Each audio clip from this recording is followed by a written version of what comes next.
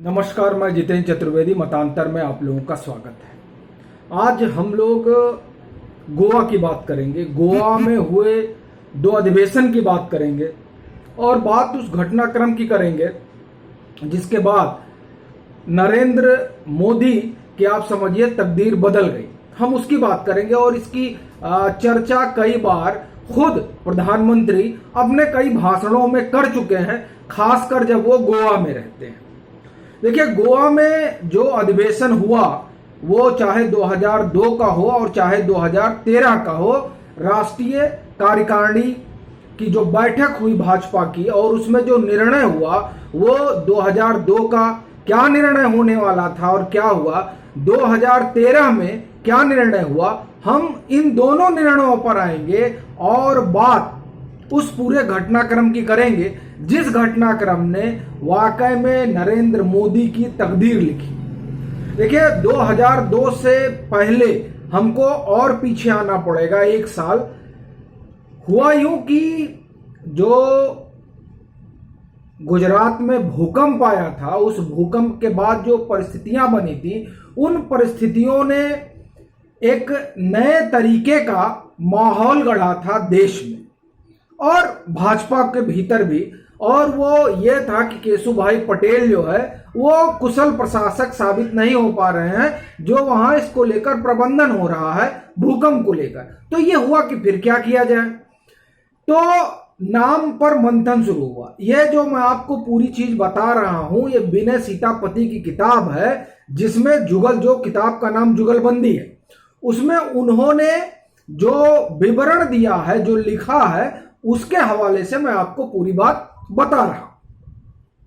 तो जब यह हुआ, केशुभाई पटेल कुशल प्रशासक नहीं है, कौन फिर? इधर नरेंद्र मोदी जो पिछले कई सालों से आप ये समझिए कि वो गुजरात से बाहर थे और बाहर इसलिए उनको जाना पड़ा क्योंकि कहा गया कि ये वहां पर गुटबाजी को बढ़ावा दे रहे हैं, इसलिए उनको बाहर आना पड़ा। और गुजरात से बाहर पार्टी ने उनको वहां से दूर कर दिया कि आप दिल्ली आइए और दिल्ली देखिए, महासचिव बने। और यहां पर विनय सीतापति लिखते हैं कि वो आडवाणी के करीब हो गए। और इधर लाल कृष्ण आडवाणी चाहते थे कि गुजरात की जो पॉलिटिक्स है उस पर उनकी पकड़ हो, वो इसलिए क्योंकि केशुभाई पटेल वगैरह जमीनी नेता थे और दिल्ली में होने की वजह से लाल कृष्ण आडवाणी की उस तरह की पकड़ गुजरात की पॉलिटिक्स में नहीं थी। इनको लगा कि अगर हम नरेंद्र मोदी को केशुभाई पटेल की जगह बनाते हैं तो हमारी गुजरात पे ज्यादा पकड़ रहेगी। और लाल कृष्ण आडवाणी नरेंद्र मोदी से खासा प्रभावित भी थे उनकी प्रतिभा को लेकर। मैं आगे बढ़ूं से पहले मैं आपको 2-3 उदाहरण देता हूं। जब भारत ने परमाणु परीक्षण किया तब अमेरिका ने प्रतिबंध लगा दिया। ये वो दौर था जब नरेंद्र मोदी ज्यादातर अमेरिका में रहा करते थे और अटल बिहारी वाजपेयी एक बार अमेरिका गए और वहां जब मोदी से मुलाकात हुई तो उन्होंने मोदी से मजाक मजाक में कह भी दिया कि क्या भाई आजकल यहीं घर बना लियो, यहीं रहते हो क्या? तो इस तरीके से वहां वो एनआरआई के बीच में नरेंद्र मोदी की पकड़ थी और है, जो कि लोगों ने देखा। जो लोग नहीं जानते हैं उस पूरे इतिहास को कि किस तरीके से वो उस दौर में भी वहां जाया करते थे और उनका जो अमेरिका में प्रवासी भारतीय रहते हैं उनके बीच किस तरह का संबंध है, वो जब प्रधानमंत्री बने तो वो लोग तरह तरह की बातें करने लगे क्योंकि उनको वो पूरी जानकारी नहीं है। तो वहां पर वो रहते हुए उन्होंने जब प्रतिबंध लगा भारत पर तो प्रतिबंध अमेरिका हटाए, इसके लिए बड़ा अभियान चलाया नरेंद्र मोदी ने वहां भारतीयों के बीच। और जो भारतीय वहां के सीनेट में थे उन लोगों ने पक्ष रखा भारत का। इस तरीके की प्रतिभा नरेंद्र मोदी की रही। तो लाल कृष्ण आडवाणी प्रभावित थे ही और इन्होंने उनको बना दिया मुख्यमंत्री। उसी बीच गोधरा की घटना हुई। वहां पर गोधरा की जो घटना हुई उस पर हरीश खरे ने एक आर्टिकल लिखा, रिपोर्ट लिखी, आप जो समझे, द हिंदू में। उसके बाद से लोगों ने बितंडा खड़ा किया, लेकिन शीला भट्ट जो बताती हैं, जो उन्होंने लिखा है कि जब वो वहां गई और नरेंद्र मोदी से मिली तो मिलने के बाद उनको एकदम स्पष्ट समझ में आ गया कि दरअसल उनकी उसमें कहीं कोई भूमिका थी नहीं। वो खुद ही, देखिए, वो अभी मुख्यमंत्री बने थे तो वो खुद बदहवास और परेशान थे कि आखिर में सब कैसे हो गया। किताब में जो लिखा है और जो लोग वहां कहीं गए, जो उनका अपना, जैसे दिनेश त्रिवेदी जो टीएमसी छोड़कर अब भाजपा में आ गए हैं, तो दिनेश त्रिवेदी ने बाकायदे फोन किया और कहा कि अरे नरेंद्र भाई ये क्या हो गया। तो उस समय नरेंद्र मोदी ने, किताब में लिखा हुआ, उन्होंने कहा कि जॉर्ज ने जो है सेना नहीं भेजी। जॉर्ज फर्नांडिस रक्षा मंत्री हुआ करते थे उस समय, और खुद अडवाणी भी इस बात को कह चुके हैं कि जिस तरीके से नरेंद्र मोदी ने संभाला गुजरात को, ऐसी विषम परिस्थिति में उसकी कोई तुलना नहीं की जा सकती।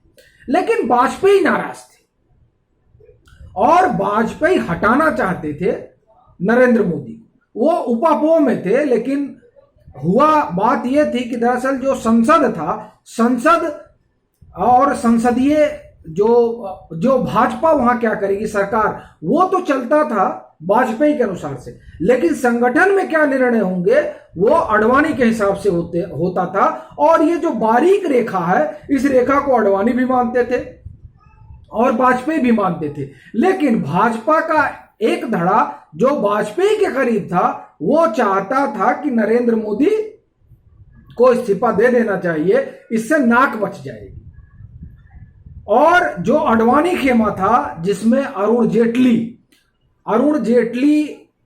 जो घटना है, अरुण जेटली जब अटल बिहारी वाजपेयी के साथ गए तो अटल बिहारी वाजपेयी को वहां दूसरा नजारा नजर आया और अरुण जेटली को अलग नजारा नजर आया। अरुण जेटली को नरेंद्र मोदी जिंदाबाद के नारे लगते दिखे और अटल बिहारी वाजपेयी को एक अलग दृश्य दिखा।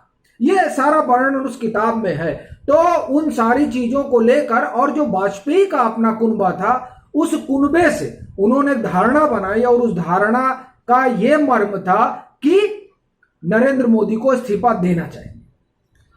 तो गोवा में राष्ट्रीय कार्यकारिणी की बैठक हुई और उस बैठक में जिस तरीके से भाजपा पूरा संगठन नरेंद्र मोदी के साथ खड़ा हुआ, वो देखकर वहां शीर्ष नेतृत्व, मतलब अडवाणी तो पक्ष में थे ही, अडवाणी तो ये मानकर चल रहे थे और जान रहे थे कि दरअसल अब नरेंद्र मोदी का कद कितना बड़ा हो गया है और नरेंद्र मोदी को लेकर संगठन में किस तरह का भाव है।